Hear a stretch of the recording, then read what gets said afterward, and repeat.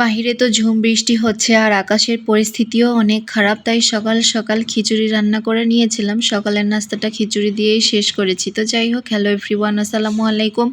আপনারা সবাই কেমন আছেন? আশা করছি সবাই ভালো আছেন। আলহামদুলিল্লাহ আমিও ভালো আছি, আপনাদের দোয়া এবং ভালোবাসা।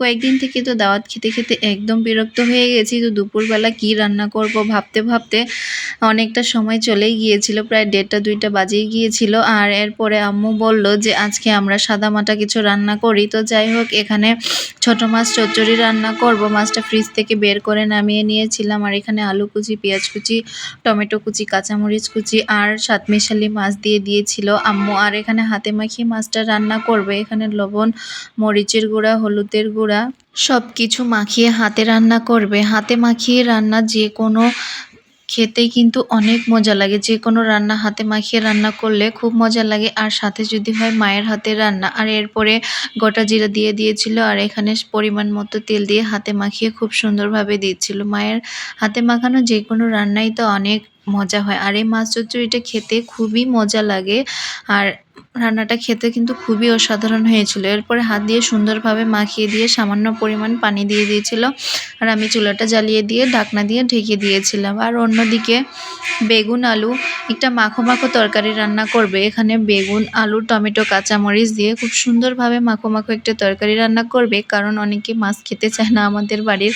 তো যাই হোক, তাদের জন্যই মাখো মাখো তরকারিটা রান্না করা হচ্ছে। দেখতেই পাচ্ছেন কালারটা কতটা সুন্দর হয়েছে। আর এদিকে আমি ভাত বসিয়ে দিয়েছিলাম, আর এরপরে কিছুক্ষণ পরে মাছ চচ্চড়িটা পানিটা শুকিয়ে এসেছিল। আর এরপরে আমি ঢাকনাটা খুলে দিয়ে হালকা পরিমাণে একটু নেড়ে চেড়ে দিয়েছিলাম। বেশি নাড়তে গেলে আবার ভেঙে যায়। আর এদিকে বেগুন আলুর তরকারিটা খুব সুন্দরভাবে হয়ে গেছে। দেখতেই পাচ্ছেন কালারটা কত সুন্দর হয়েছে। আর মাছ চচ্চড়িটা হয়ে গিয়েছে। টমেটোর একটা স্মেল কত সুন্দর লাগতেছে, কালারটা খুব সুন্দর হয়েছে।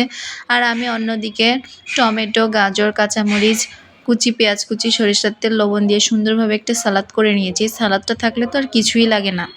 আর সাথে আমার ডাল বড়া খেতে ইচ্ছে করলো। ডালের বড়া দিয়ে গরম গরম ভাত খেতে কিন্তু খুবই ভালো লাগে। আর বাইরে বৃষ্টি হলে ভাজা পোড়া খেতে কিন্তু খুব ইচ্ছে করে। তাই আমি এখানে ডালটা বেটে নিয়েছিলাম, আর এখানে সব কিছু উপকরণ দিয়ে আমি ডালটা খুব সুন্দরভাবে মেখে নিয়েছিলাম। এরপরে একটা চুলার মধ্যে প্যান বসিয়ে দিয়ে ডালের বড়াগুলো দিয়ে দিয়েছি। দেখতেই পাচ্ছেন হালকা আছে ডালের বড়াগুলো ভেজে নেব। ডালের বড়া এমনি খেতেও ভালো লাগে, আবার গরম গরম ভাত দিয়ে খেতেও কিন্তু বেশ দারুণ লাগে। লাল লাল করে ডালের বড়াগুলো খুব সুন্দরভাবে ভেজে নিয়েছি, আর অর্ধেকটা তো এমনিতেই খেয়ে ফেলেছিলাম। তো যাই হোক, সব বড়াগুলো ভাজা হয়ে গিয়েছে, দেখতেই পাচ্ছেন। আর এরপরে খাবারের জন্য প্লেটারটা রেডি করে নিয়েছি।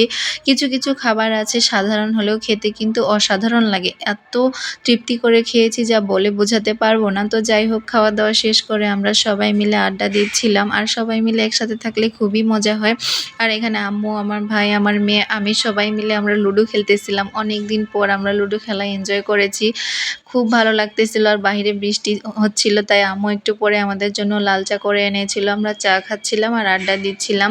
আসলে খুবই মজার একটা দিন কেটেছে আজকে। তো যাই হোক, আজকের ভিডিওটি আপনাদের কাছে কেমন লাগলো অবশ্যই কমেন্টে জানাবেন। সবাই ভালো থাকবেন, সুস্থ থাকবেন। আল্লাহ হাফেজ।